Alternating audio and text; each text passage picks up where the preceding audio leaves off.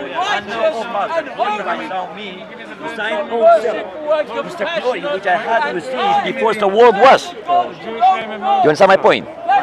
So Jesus asking to be one here, again, one with the Father. As he is one right now with the Father in heaven, he's in heaven, he's not dead. Yes, he died for 3 days and 3 nights, but he rose again. And they were eyewitnesses, brother. They were eyewitnesses. I don't know whether you saw my video or not. You see, I ask you a simple question. Do you pray 5 times a day? Do you say your shahada in your prayer? Like, show me the shahada in the Quran. I'll give you my shahada right now. Don't give me Surah Al-Ikhlas, Qul Allahu Ahad. Don't give me that. Show me the shahada in the Quran. Where God says that, do you want me to show you the shahada in the God Quran? saying that you have to say Ashhadu an la ilaha illallah wa ashhadu anna Muhammadan Rasulullah. Give me that shahada in a Quranic version. No, that's not in the Quran. That's not in the Quran. It's not the Quran. You see, and that's why me as an ex-Muslim, with my due respect, I believe that the entire Quran is the hadith of Muhammad. Habibi, Akhi, Habibi, brother, is one man message. Is only Muhammad now. Is private revelation, no eyewitness, nobody now, only Muhammad. When he received that revelation, he fell on the ground, and when he come back to his mind, then he gave the recitation, and they write it down on the skin of animal, or on the leaves, or on the piece of bones, they write it down. So you see, it's always Muhammad explaining the Quran. No any other man. You see, but when you come to the Bible, we have multiple eyewitness of the burial, death, burial, and resurrection, and ascension. Only one man has said that there was multiple eyewitnesses. It was just Paul who said that 400 people saw it. One man saying that 400 people saw something doesn't make it. Well, what about in the gospel when Mary Magdalena went in on the day of Shabbat, the 7 days, they went with myrrh and oil to anoint the body of Jesus. And they said to themselves, who's going to remove the stone? The stone is there. Who's going to remove it? So when Mary Magdalena is the eyewitness of the resurrection of Jesus Christ. Because not only Jesus showed himself, the 2 angels say to Mary Magdalena, why are you seeking the dead among the living? Sorry, the living among the dead. He is not here, as he told you, he is risen. And then Jesus showed himself to Mary Magdalena. He said, touch me not, for I am not been yet ascended to heaven. So you see, Mary Magdalena is the eyewitness, a woman. In a Jewish culture, and in a Jewish culture, and in a Muslim culture, one woman cannot give eyewitness. It has to be 2 or 3 eyewitness to give a witness. You get my point? In Islam, when you go to a court, if there's not a man, 2 women represent 1 man in a court. No. Yeah. I think that's for financial issues. No. When you go to court, brother, when you give a witness. I'm not sure. I can't say this. No, you're not sure. You're right. You are young. It's one of the two. Either it's only financial or for all witnesses. You see, for example, when there's no men, 2 women equal to 1 man. So and they asked Muhammad, you require 4 men, you have 8 women. Yeah, and they asked the question, why 2 women equal to 1 man? Because they're wise women, intelligent women in the time of Muhammad. No. Honestly, I can't give you. It's a financial issue. Okay, let's not go there. So the only time the Prophet mentioned that was due to financial issues like inheritance. Okay. Because who handles money? Okay, that's a different topic. Let's come up with the question. So here we got at least Mary Magdalena, the eyewitness, and we got Peter, James, and John, and eventually, lately, and a few days after that, we got the 8 disciples, the 12 disciples, apart from 11 disciples, apart from Judas Iscariot, because Judas killed himself. So here we got the 11 disciples of Jesus Christ. And one of them is very interesting because Thomas was doubting Jesus. You understand now? Let me show you. And by the way, there is a verse that tells you, not the Shahada, but it tells you what the pillars of faith are. No, brother. What's your name? Akhi, what's your name? Umar.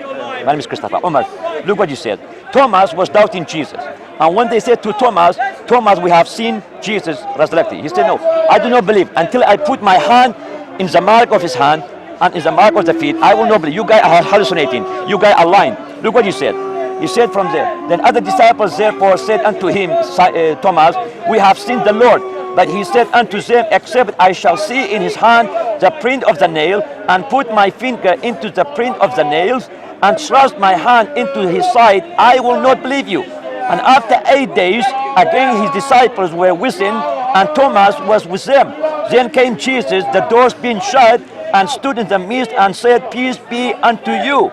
Then says he to Thomas, reach hither thy finger, and behold my hand, and reach hither thy hand, and thrust it into my side, and be not faithless, but believing.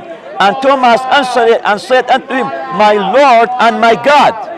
You see, Thomas called Jesus my Lord and my God. And Jesus Christ said, don't call me Lord, don't call me God, I'm not. No, look what Jesus Christ answered. Jesus said unto him, Thomas, because thou hast seen me, thou hast believed it. But blessed are Umar, have no seen it, yet he has believed it. So, Yeah. thou hast believed, blessed are they that they have seen and yet have believed. Yeah. You see, he said, Thomas, you have seen it. There's no miracle. Therefore you believe it. But blessed are these souls who come after you, have not seen me, but yet believe it. So in a sense, I am believed, my sister blessed, I am blessed, and if you believe, you are blessed, because we haven't seen the crucifixion. The Bible tells us we believe it. We preach it, we proclaim it. So here we got the eyewitness, brother. At least the 11 disciples of Jesus Christ, including Mary Magdalena and other Mary, give the eyewitness. And in Acts chapter 2, here we got multiple eyewitness of the ascension of Jesus Christ to heaven. But you see, when you come to the Quran, there's another challenge. Give me one eyewitness of the Quran. An eyewitness of the Quran? Yeah, the Quranic revelation. The companions of the Prophet? From Muhammad. Just give me one eyewitness who can say, Jibril, gave the revelation to Muhammad. Of course, he's the messenger. Why would anyone else see? But you see, when it comes to Jesus, we got 4 accounts. Four gospel. We got Matthew, Mark, Luke, and John. And then plus we got. I'm gonna think on that, boss. I'm gonna come back to you with a response. I need to think about that. About my friends just said is that if I was going to write a Bible, if I was going to write a Bible, why would I put somebody who doubts into the Bible?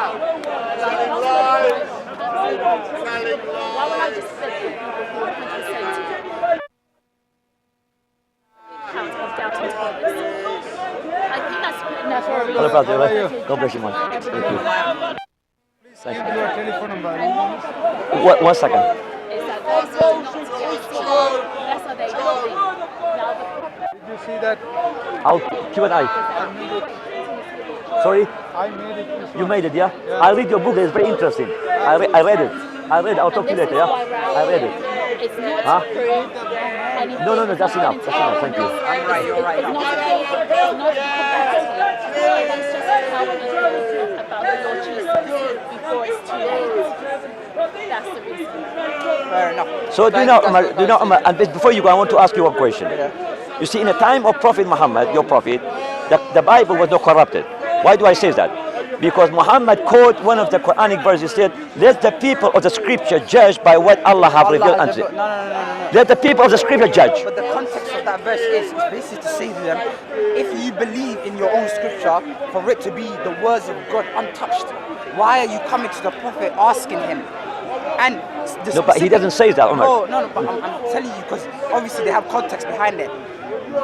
What they were asking him, they already had rulings about it in their books. So Allah was saying in the verse, he was basically asking them, if you already have the rulings in your books, why are you coming to the Prophet? It shows that they have doubts of their own book. No, you see, you didn't understand why you didn't know why I mentioned that. Do you know how many copy of the Bible was available in the time of Muhammad? No, do you know how many was available? At least 60,000 copy of the Bible were available in the time of Muhammad. 60,000? So if this Bible, when in the time of Muhammad, was corrupted, Muhammad certainly wouldn't say, let the people of the scripture judge by what Allah have revealed. Because you as a Muslim, you must believe the Torah, the 5 books of Moses, and you must believe the Zabur and the Injil, which is the gospel. So my question to you, brother Umar, in the time of your prophet, the Bible was not corrupted. There were 60,000. So in order to corrupt it, you have to collect all these 60,000, burn them. No. Our Prophet has said, You don't, no, please, let me clarify myself. I'm saying if the Bible is corrupted, as you said, the Muslims said to us, the Bible is corrupted. If this Bible is corrupted, then this 60,000 copy have to be collected, burned, and then produce another Bible. And there is no way in a history of the church that one Bible have been burned. No Bible has burned it. You understand that? Nobody have burned the Bible. But when you come to the Sahih Bukhari and Sahih Muslim, the commentary of Muhammad on the Quran, 99% have been get rid of it. by Sahih Bukhari, Sahih Muslim, because it doesn't make sense. You see, the Quranic, the first Quranic burning, it was Umar. You know, the Umar, the Caliphate. They burned the Quran, brother. No Christian burned the Quran at that time. They burned the Quran. They didn't like what it was. The reason they had to burn it is the Quran was a word of mouth at that time. They didn't burn full books. What they burnt was parchments, like pieces of paper or like leaves that the Quran was written on, that verses were written on. But the problem was you can't now start changing all the parchments and everything. What they had to do is collect them, remove them, and people had memorized the Quran. Hundreds of people at that time memorized it. The parchments aren't important. They're just words written down. The words were memorized by hundreds of people. So them collecting it was just to get rid of any potential errors and then write it again. Hundreds of them that have memorized it, double checking. I'm sure you are very young and you're very clever, but you know there was people in a war, died in a war, who have memorized a certain chapter of the Quran and they are no longer in there. For example, two chapters of the Quran, the breastfeeding and the chapter of the stoning. I don't know about that. No, I know you don't, but we know about that. I'm an ex-Muslim. I'm interested. If I am really, honestly, left Islam, I have to make a careful study whether it's true or no. But you see, Aisha herself, I can give you the reference. Aisha herself said, we were preoccupied with the death of Muhammad. We had attained God, and the stoning of the chapter of stoning and breastfeeding is not in the Quran because we had attained God was written on the leaves of leaves, you know, the tame God came and ate it. So how can Allah have no power to preserve his writing while the tame God ate 2 chapters of the Quran? No, I don't know, but You don't know, go ask him when I come back. Habibi. I'm gonna go ask him when I'm coming Go back. on. Do your study. Here we go.